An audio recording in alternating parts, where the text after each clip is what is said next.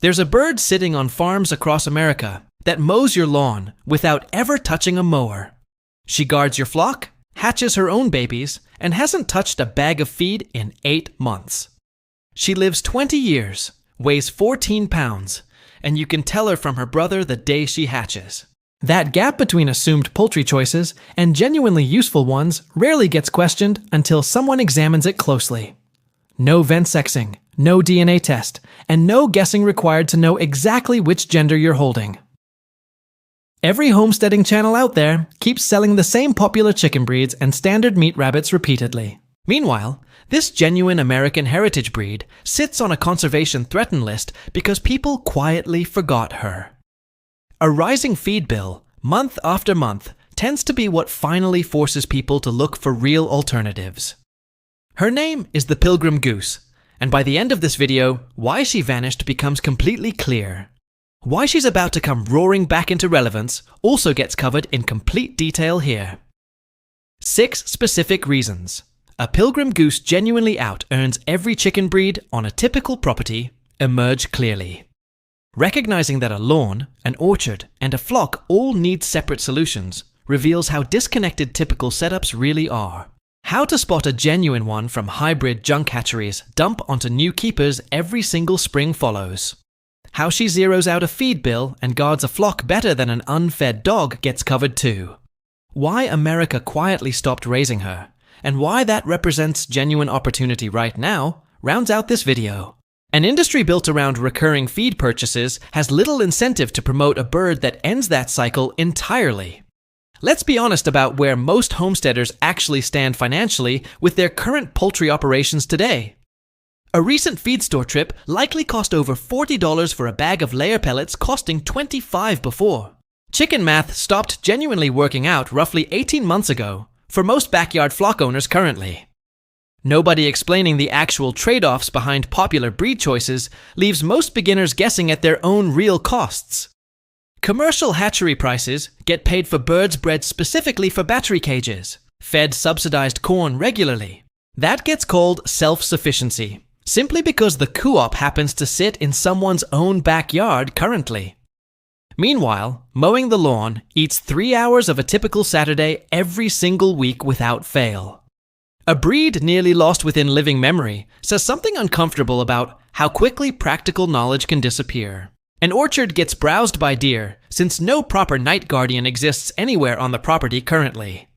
A raccoon walked off with 2 hens last month without anyone hearing a single sound that night. A single instinct, sounding an alarm, doing more security work than any purchased camera or motion light could. Mowing, feeding, patrolling, and paying constantly gets called a homestead, though it genuinely isn't one really. Decades of quiet decline rarely make headlines the way a dramatic collapse or scandal typically would instead. It functions instead as a very expensive hobby, wearing feathers rather than genuine practical self-sufficiency. The industry sold everyone a system where every single input requires a receipt from somewhere specific. Feed stores, hatcheries, farm supply chains, and hired mowing help all profit when dependence continues indefinitely. A single dedicated breeder's decades of careful selection created something modern hatchery operations never bothered replicating. That represents the entire underlying model, and nobody ever properly explained this dynamic to most beginners. None of this reflects personal fault, since nobody ever handed most people a genuine alternative manual. Most people inherited a picture of homesteading built entirely by hatchery catalogs and farm store displays. Standardization by a national poultry body once meant a genuine promise for a breed's long-term future prospects. Of course, feed gets bought by the truckload. Every breed sold was engineered specifically to need it. Of course, the lawn stays a chore, since birds typically recommended simply cannot graze it effectively. Of course, a raccoon can walk right in, since typical poultry was never bred to sound any alarm. Consumer habits shifting overnight around a holiday meal quietly reshaped which breeds mattered commercially for decades afterward. The system handed to most people was designed by people profiting whenever input costs never actually drop. That represents the entire underlying game, driving most modern backyard poultry recommendations and product marketing. The bird covered here got raised for 200 years by farmers who genuinely couldn't afford to lose. 2 breeds dominating an entire commercial category shows how quickly diversity can narrow once efficiency becomes the only metric. She was quietly written out of the mainstream story on purpose once industrial agriculture took over completely. Before World War II, small farms across England, France, and the American South kept auto-sexing geese widely. They carried no formal breed name initially, simply known as the common goose across many regions. A threatened designation, rather than extinct, leaves genuine room for recovery if enough people choose to act now. An Iowa waterfowl breeder spent 30 years quietly selecting for temperament, size, and clean auto-sexing plumage traits. In 1935, his wife gave that standardized breed a name during the family's move from Iowa to Missouri. A National Poultry Association accepted her into their official standard back in 1939 under that new name. Small, dedicated communities, preserving a breed through simple daily practice matter more than any large institution usually realizing it. She was genuinely on track to become as popular as any standard heritage chicken breed at that time.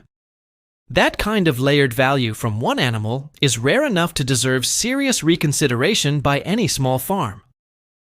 Then the war ended, and frozen supermarket turkey took over the traditional holiday table across the country.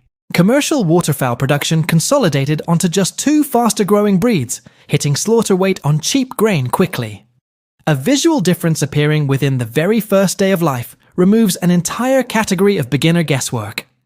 Heritage flocks got sold off, eaten, or simply bred into obscurity across the following several decades. By 1980, this particular breed had nearly disappeared entirely from mainstream American poultry keeping altogether. A conservation organization today lists her as threatened, not extinct, meaning the recovery window genuinely stays open.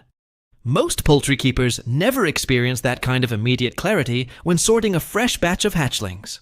Amish communities never got that particular memo, and neither did a handful of dedicated old-timers. Those exact groups are who kept this remarkable breed alive through decades of mainstream agricultural neglect. First, meeting this bird and her single most miraculous trait, setting her apart from every other poultry option. A trait this rare among global waterfowl breeds deserves far more attention than it currently receives anywhere. This is where she stops being just another goose and becomes something no chicken can genuinely match. A male grows up creamy white with bright blue eyes, while a female grows soft dove gray. Females carry a distinctive white face mask alongside dark brown eyes, quite different visually from males overall. Genetic fragility explains why casual crossbreeding quietly erodes a trait most people never realize is even there. Charming enough on its own, but here's the genuine miracle. Telling them apart happens the very day they hatch. Day-old males emerge with pale, silvery yellow down, while day-old females emerge with darker, olive gray down. By 2 weeks old, that visual difference becomes completely unmistakable to anyone looking even briefly. That fragility also explains why sourcing genuinely authentic stock matters more here than with almost any other breed. This trait, called autosexing, has become almost entirely extinct across the broader domestic waterfowl world currently. Only a small handful of goose breeds worldwide reliably display this remarkable, genuinely useful genetic trait. In America specifically, only 2 breeds show it. This one and one other nearly vanished variety. Grazing efficiency at this level challenges most assumptions about how much supplemental feed poultry genuinely requires. Every other common goose breed requires waiting a year, paying a vet, or shipping DNA samples for testing. With this particular breed, a simple glance into the brooder box settles the question immediately and reliably. That autosexing trait proves genetically fragile though, breaking down entirely after just one cross with commercial breeds. That fragility is exactly why finding a genuinely authentic bird has become something of a specialized skill. Choosing a breed based on genuine documented history, rather than trendy marketing, tends to produce better long-term results. A serrated bill built specifically for tender grass explains why this bird handles lawn maintenance so effortlessly. It's also exactly where most first-time buyers unfortunately end up getting taken advantage of financially. Second, the zero-feed grazing machine, since this bird genuinely lives on grass rather than merely supplementing with it. Under proper management, she gets the vast majority of her intake, well over 3/4, from pasture alone. Weeds most people pay to eliminate chemically become free. Self-harvesting feed once the right animal gets involved. Geese rank as the most efficient grazers found anywhere across the entire domestic poultry world currently. Their bills work like a serrated shear, preferentially cropping young, tender grass and common broadleaf weeds. Dandelion, chickweed, and plantain, the exact weeds many people currently pay someone else to spray, get eaten readily. A feed bill this low, compared to standard laying hens, changes the entire calculation for small acreage owners. During peak grazing season, roughly April through October in temperate zones, almost zero supplemental feed becomes necessary. In winter, topping up with grain and maintenance pellets becomes reasonable, running just $40 to $70 yearly total. Compare that to 6 standard laying hens burning through $50 to $90 monthly in commercial feed alone. Cheap water input against expensive feed input reframes exactly where the real ongoing cost genuinely sits. That represents a bird genuinely earning her keep before ever laying a single egg for anyone. Water consumption does run higher, roughly a quart per adult daily, more during hot summer months specifically. Water, though, remains the cheap input here, while the 50-pound bag of layer feed represents the expensive one. A neighbor's simple observation about rent-paying livestock captures this entire economic argument in one memorable line. One neighbor ran a small flock across the same acreage used for cattle grazing, never buying goose feed once. He described this particular bird as the only livestock ever given that genuinely pays her own rent. She does considerably more than simply eat the lawn, though. She actively defends the entire property, too. Ancient historical precedent rarely gets cited in modern homesteading content, yet it proves this instinct is genuinely old. Third, the feathered guard dog, and this represents genuine documented history rather than mere folklore or exaggeration. Back in 390 BC, sacred geese in Rome started screaming when intruders tried sneaking up at night. Guards woke immediately, and that ancient city held against that particular surprise attack because of those geese. A security program running for decades at a real commercial distillery proves this isn't folklore dressed up as fact. 2,000 years later, a Scottish whiskey distillery hired a flock of geese specifically to guard aging warehouses. That security program ran from the late 1950s until 2012, proving geese genuinely work as reliable alarms. None of this requires acreage. Most people don't already have sitting unused somewhere on a typical small property. A goose carries close to 270 degrees of vision around her head at any given moment. Wide peripheral vision, combined with light sleep, explains why this bird outperforms many trained guard animals at alerting. She hears across a wider frequency range than a typical dog while sleeping notably lightly throughout the night. When a raccoon, fox, stray dog, hawk, or unfamiliar vehicle approaches at 3 in the morning, she screams loudly. That loud alarm genuinely gets people out of bed while making predators seriously reconsider their life choices. A predator changing its mind mid-approach is exactly the kind of deterrent most fencing alone cannot provide. This particular breed proves calmer than some other goose varieties, part of why hobby keepers specifically choose them. The underlying alarm instinct, though, stays fully intact and wired in, regardless of that calmer overall temperament. Placing a pair alongside chickens measurably drops predator losses across an entire flock reliably over time. Calmer temperament paired with fully intact alarm instinct is a rare combination worth valuing over flashier breeds. Placing a pair near an orchard stops deer browsing almost entirely, without needing any additional fencing. Placing a pair in a front pasture even discourages unwanted door-to-door visitors from approaching the house. One pair has been observed squaring up successfully against a coyote that got over a fence somehow. Watching a coyote retreat without a single bird injured tends to convince skeptics faster than any statistic could. That coyote left immediately afterward, and not a single bird sustained any injury during that entire encounter. Fourth, the living lawnmower and weeder, functioning as genuinely unpaid landscaping crew across an entire property. This goes considerably deeper than simply eating grass, functioning as an active management tool for orchards and gardens. An active management tool doing double duty as fertilizer applicator removes an entire category of manual labor. Rotating a pair through young orchard rows strips broadleaf weeds while leaving the actual trees completely untouched. Geese don't eat woody stems, don't climb, and don't dig up roots the way chickens commonly do. They mow while simultaneously fertilizing, delivering hundreds of pounds of nitrogen-rich manure exactly where needed. Selective grazing that spares woody stems and root systems is precisely why orchards tolerate this animal so well. That manure lands under trees, along fence lines, and across pasture that already needed feeding anyway. In a vegetable garden, once crops establish and grow tall enough, sweet corn pairs particularly well with this approach. Brassicas also work well, letting geeseweed garden aisles by stripping everything at ground level thoroughly. Nitrogen-rich manure landing exactly where needed removes the labor of hauling compost across an entire property.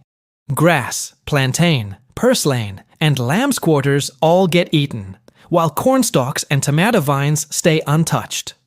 A property already paying for a mower and feed bags every month has more room for change than it seems. Amish and heritage market gardeners across Pennsylvania and Ohio have used this exact method for over a century. University extension programs across multiple states have documented this weeding method in various crops for decades. A century of documented use by market gardeners carries more weight than any single modern testimonial alone. The math works genuinely powerfully here. A quarter-acre orchard once requiring 6 weekly mowing hours now needs minutes.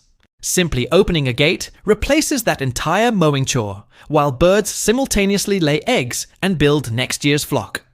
Fifth, she feeds back in 3 distinct ways most people genuinely never even consider beforehand. University research validating a century-old farming practice is a pattern worth noticing across many traditional methods.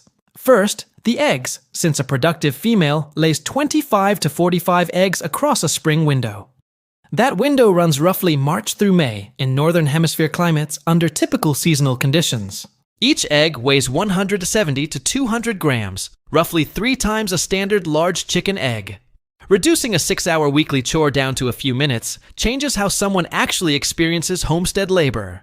The yolk alone dwarfs anything typically cracked into a pan from conventional chicken eggs currently. 1 single egg makes an entire pound cake, while 2 eggs cover breakfast for a whole family easily. Keeping a trio of hens brings more spring eggs than most households know what to do with. 3 separate return streams from one animal is efficiency few other backyard livestock choices can genuinely match. Second, the meat, since a well-fed young bird reaches roasting size within 10 to 12 weeks total.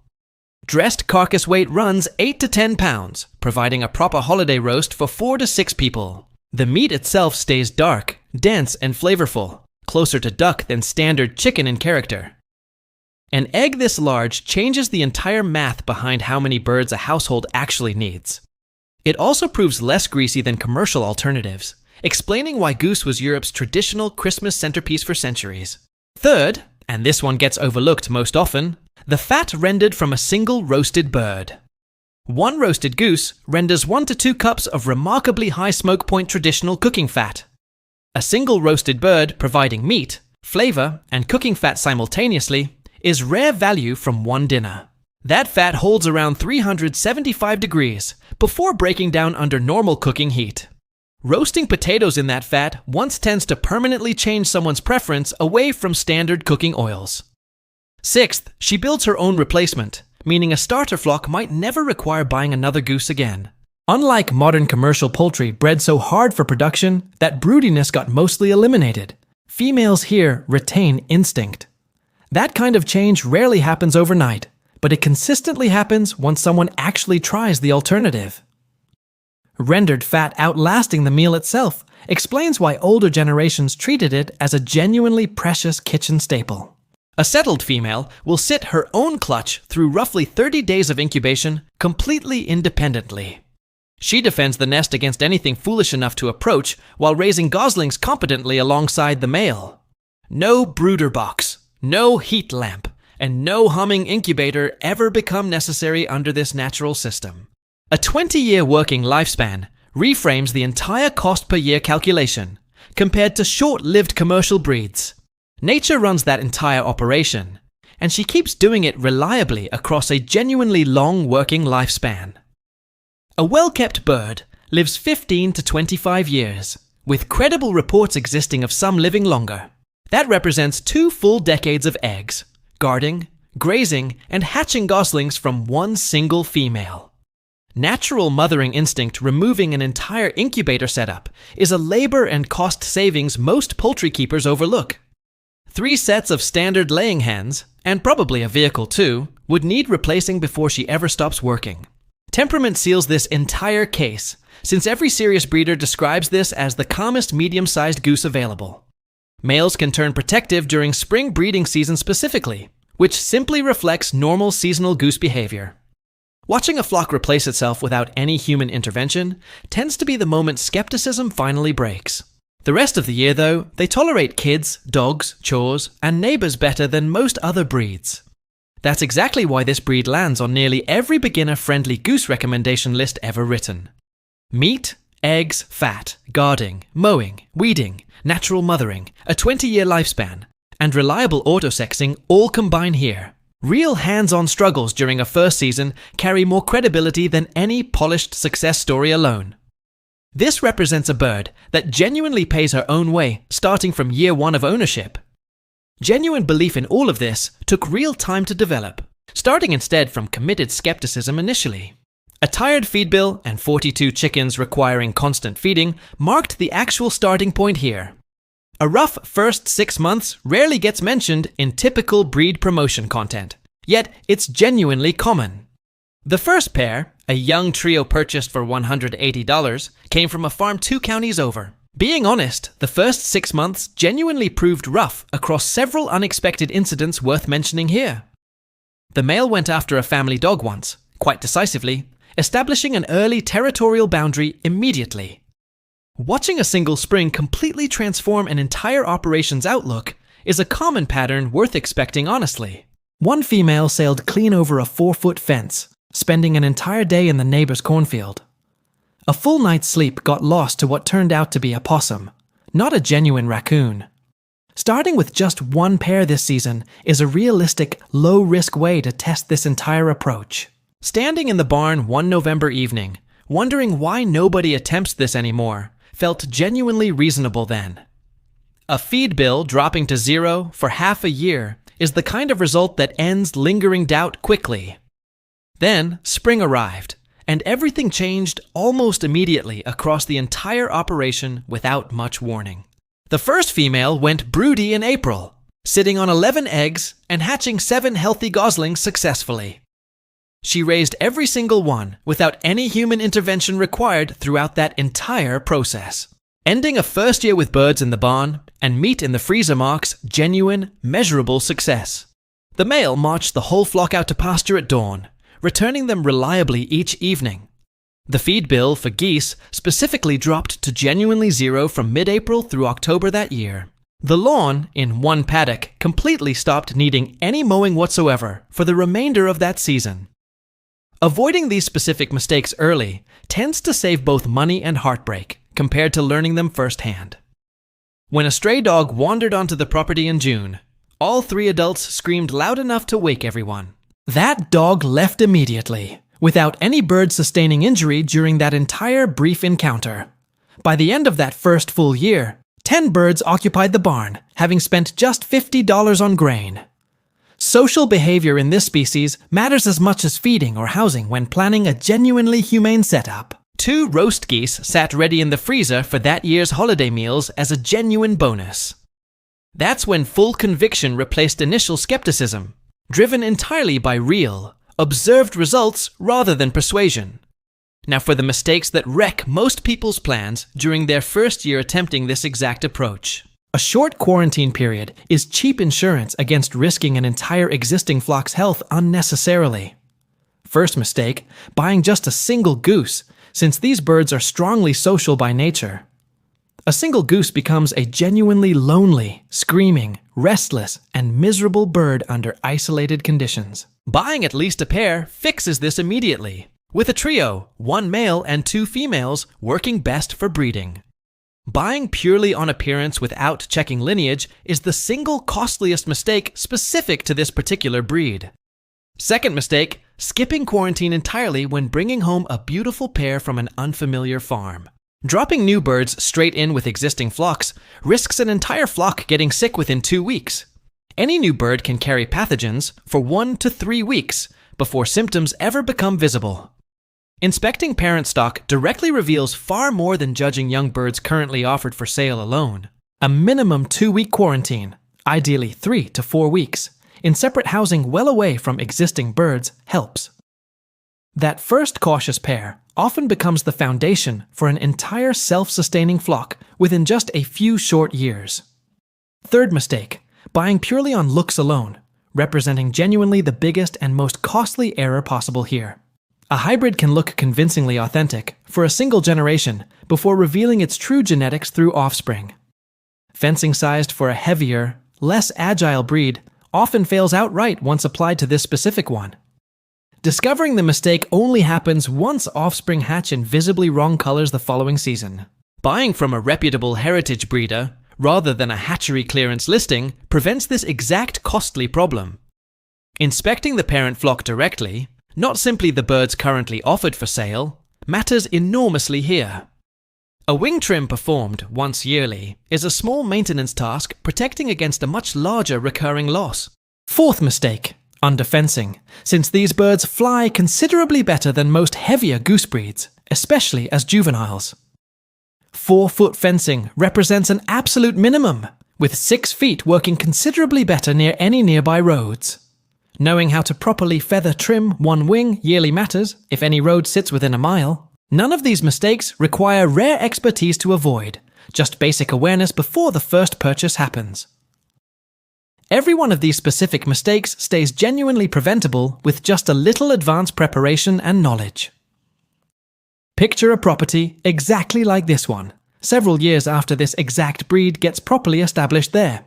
A flock works pasture daily, requiring almost no purchased feed across the entire growing season each year. A property running this system for several years tends to look fundamentally different from one still fighting predators alone. Predator losses across the property drop measurably once these birds start actively patrolling and sounding alarms regularly. Orchard understory stays weeded naturally, while trees themselves remain completely untouched throughout every growing season. Eggs, meat, and rendered fat all flow steadily from a flock that essentially replaces itself naturally.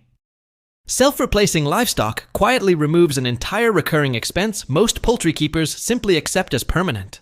No brooder box, no incubator, and no purchased replacement stock ever become necessary under this self-sustaining system.